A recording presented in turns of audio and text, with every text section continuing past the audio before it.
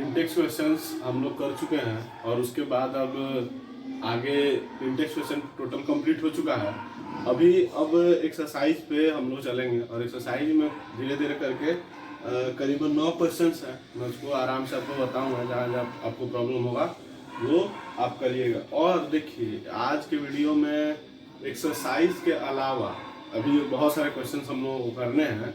In-text हो चुका, exercise हो चुका, उसके बाद मैं कुछ अलग क्वेश्चंस भी साथ में दूंगा। जैसे आज के वीडियो के लास्ट में ये कंप्लीट होने के बाद जो 2 या 3 क्वेश्चंस मैं आज बताऊंगा पहले, और उसके बाद लास्ट में आपको डेफिनेशंस 5 या 10 मैं दूंगा लिखने के लिए। एक जगह उसको आप लिखेंगे और फिर से वो रिकलेक्ट होगा। अब इस बार आपको लिखना है अपने जो आपने समझा उसके आधार पर, ना कि देख करके पीछे से लिखना है। आप समझ चुके हैं पूरा चैप्टर, तो उसके आधार पर आपको वो डेफिनेशंस लिखने हैं। 5 उम्मीद है 5 या 6 मैं आज दूंगा उनमें डेफिनेशंस, और ऐसे तो 20-25 डेफिनेशंस है, तो उनको की टर्म्स जो है उनको हम लोग करेंगे धीरे धीरे। तो चलते हैं हम लोग के साइज में। और एक चीज और मैं बता दूं कि आप लोगों का इंटेक्स्ट टोटल कंप्लीट हो चुका है। यदि इंटेक्स्ट क्वेश्चंस में कहीं भी किसी को कोई डाउट, कोई भी रत्ती भर का भी डाउट, बहुत लोगों ने कॉपियाँ भेजी हैं और बहुत अच्छा लिखा है, लेकिन फिर भी जो लोग अभी नहीं भेजे हैं वो भेजें। और जो लोगों का फिर भी जो लोग वीडियो ऐसे देख रहे हैं और उनको कहीं भी डाउट हो वो कमेंट बॉक्स में जरूर लिखें, उसका समाधान एकदम होगा आपको और उसको समझा के भेजा जाएगा आपको। अब कड़ी में बढ़े आगे हम लोग। तो सबसे पहला जो क्वेश्चन है ये हम लोगों ने बहुत सारा बनाया है, बहुत ज्यादा क्वेश्चंस बनाए हैं हम लोगों ने ऐसे। तो आइए लिखते हैं पहला क्वेश्चन। पहला क्वेश्चन है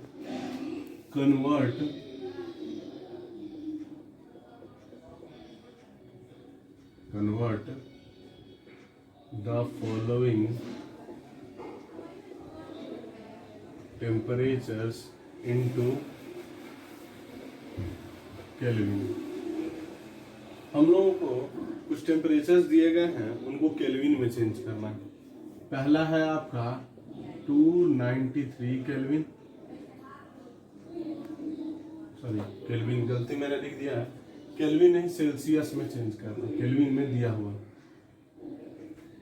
इनटू सेल्सियस। पहला 293 केल्विन और सेकंड आपका है वो है 470 केल्विन,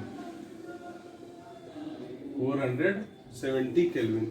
तो मैंने आपको जो इसका फॉर्मूला था और रिलेशन जो है वो एक बताया था कि कोई भी टेम्परेचर डिग्री सेल्सियस में होगा तो T डिग्री सेल्सियस यदि है वो, तो T और प्लस 273 कर देंगे तो वो क्या चीज में कन्वर्ट हो जाएगा, केल्विन में। यानी हम लोगों को यदि सेल्सियस को केल्विन में कन्वर्ट करना है तो हम लोग को 273 उसमें ऐड करना होगा। तो ये तो उसका उल्टा हो गया, इसमें क्या करना है, केल्विन को ही सेल्सियस में बदलना है। तो क्या करेंगे उल्टा, पहले वाले में हम क्या कर रहे थे, ऐड कर रहे थे, तो इस वाले में क्या करेंगे, सबट्रैक्ट करेंगे। क्या सबट्रैक्ट करेंगे, 273, यानी कि एक मैं बना देता हूं 293 kelvin equal to 293 kelvin minus 273। इसको ऐसे लिख लीजिए ब्रैकेट में करके एक बार में, डिग्री सेल्सियस, या आप के भी लिख सकते हैं, कोई दिक्कत नहीं है। इसको घटाइएगा तो 20 डिग्री सेल्सियस आंसर आ जाएगा। तो इस ढंग से आपको इसमें उम्मीद है 2 ही क्वेश्चन है, तो इस 2 क्वेश्चंस को आप कर लीजिएगा। और कोई डाउट हो तो एकदम आप पूछें। ऐसे तो मैंने इस पे बहुत सारे क्वेश्चंस बनवाए हैं, ठीक है, तो डाउट नहीं होना चाहिए, लेकिन फिर भी कहीं कोई डाउट हो आप जरूर पूछें। क्वेश्चन नंबर 2 में हम लोग चले, तो ये उसी का उल्टा है, केल्विन में बदलने के लिए है question. Convert the following temperatures into kelvin scale. Kelvin में कन्वर्ट करना है हम लोगों को। और पहला क्वेश्चन है आपका 25 डिग्री सेल्सियस और दूसरा क्वेश्चन है इसमें आपका 373 डिग्री सेल्सियस, 373 डिग्री सेल्सियस। मैंने आपको अभी जस्ट थोड़ी देर पहले एक फॉर्मूला बताया था कि डिग्री सेल्सियस में यदि कोई टी टेम्परेचर डिग्री सेल्सियस में है तो उसको केल्विन में करने के लिए हम लोग को T + 273 करना होगा और वो बन जाएगा केल्विन में आपका। तो कोई भी आपको जब टेम्परेचर करना हो, मान लीजिए आपको 25 डिग्री सेल्सियस को ही निकालना है तो इसको क्या करेंगे, 25 + 273 केल्विन जोड़ देंगे उसमें। ऐसा क्वेश्चंस बहुत सारे आप लोगों ने किए हैं पिछले वीडियोस में। यदि जो लोग हाल फिलहाल में ज्वाइन कर रहे हैं वीडियो और उनको दिक्कत हो रही है तो पीछे के वीडियोस में जाके देखेंगे तो इससे रिलेटेड हम लोगों ने बहुत सारे क्वेश्चंस किए हैं और उसका आंसर भी आपको वीडियो में ही बताया गया है। तो आप लोग कहीं भी डाउट नहीं होना चाहिए, और है तो आप पूछेंगे। 5 3 8 7 2 9 298 केल्विन हो गया ये आंसर। इसी ढंग से आप 373 को का भी कन्वर्ट कर सकते हैं। अब तो ये हो गया आपका क्वेश्चन नंबर 2 तक। उसके बाद अगला क्वेश्चन गिव रीजन है, उसको हम लोग अगले वीडियो में, कल के वीडियो में करेंगे। अब फिलहाल अब हम लोगों को क्या करना है, तो डेली अब मैं आपको कुछ क्वेश्चंस दूंगा। उम्मीद है पहला जो है वो की टर्म्स है। पूरे चैप्टर के जितने की टर्म्स है वो आपको याद होने चाहिए समझ में। ऐसे तो आपको ऐसे रट लीजिएगा, लेकिन अभी आप पढ़े होंगे तो आपको समझ में आया होगा। तो वैसे की टर्म्स हैं जो कम से कम 5 या 6 मैं डेली दूंगा, डेली के वीडियो में, और उसको मैं अगले वीडियो में भी डिस्कस एक बार कर दूंगा, ठीक है, या अभी ही मैं डिस्कस कर दूंगा और उसको आप आंसर लिख करके अपने कॉपी में रखेंगे धीरे धीरे। तो आज के वीडियो में ये 2 क्वेश्चन हो गए, और अगला जो है, अगला सेगमेंट में आप तुरंत आपको देने जा रहा हूँ कुछ क्वेश्चंस, और उन क्वेश्चंस का डेफिनेशन है। शुरुआत में हम लोग डेफिनेशन कर रहे हैं, और उन डेफिनेशंस को आप मैं समझा भी दूंगा अभी लिखते के साथ, और उसको आपको लिख करके लाना है।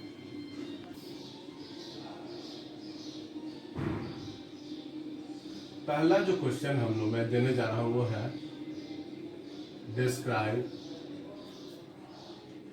The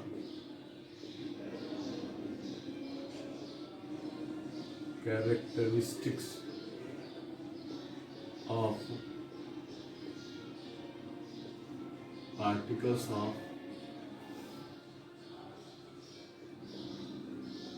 matter.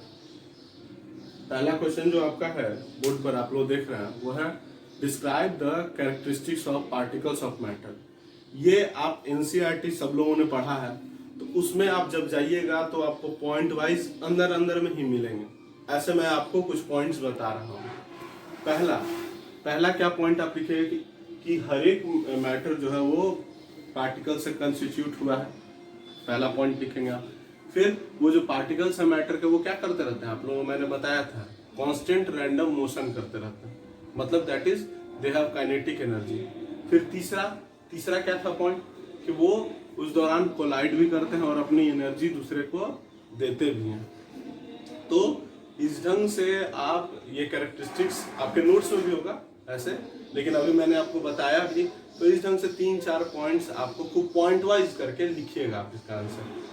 तो ये एक इम्पॉर्टेंट क्वेश्चन है और अच्छा क्वेश्चन है, तो इसको आपको करना है। अब इसी कड़ी में आप जाइए सेकंड क्वेश्चन पे। वो सेकंड क्वेश्चन आपका क्या है, तो सेकंड क्वेश्चन है आपको distinguish between solid,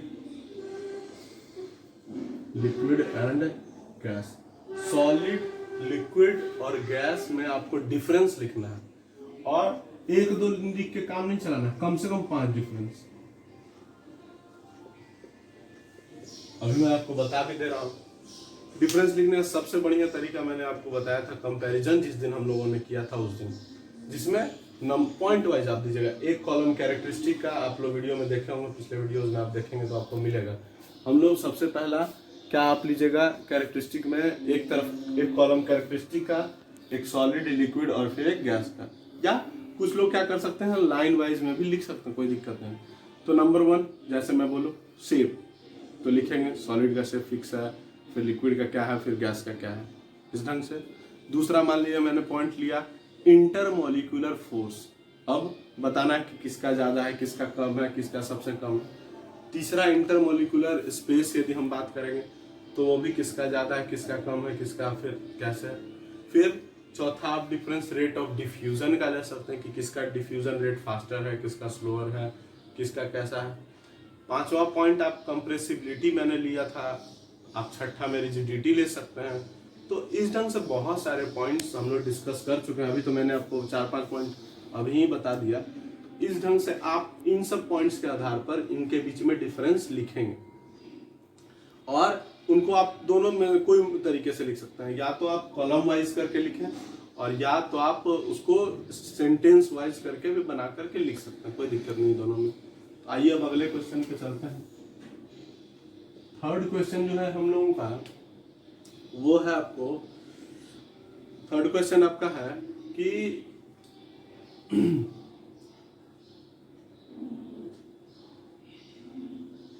what is latent heat? Write and describe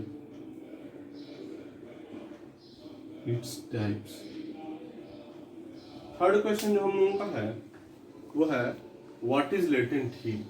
latent heat, latent का मतलब मैंने बताया था सीक्रेट, मतलब एक ऐसा हीट जो छिपा हुआ किस मामले में, तो वो हीट जब कोई एक स्टेट दूसरे स्टेट में कन्वर्ट होता हो, ध्यान से समझिएगा, कोई एक स्टेट दूसरे स्टेट में कन्वर्ट होता हो तो उस समय जो हम हीट देते हैं जिससे राइज इन टेम्परेचर नहीं होता है।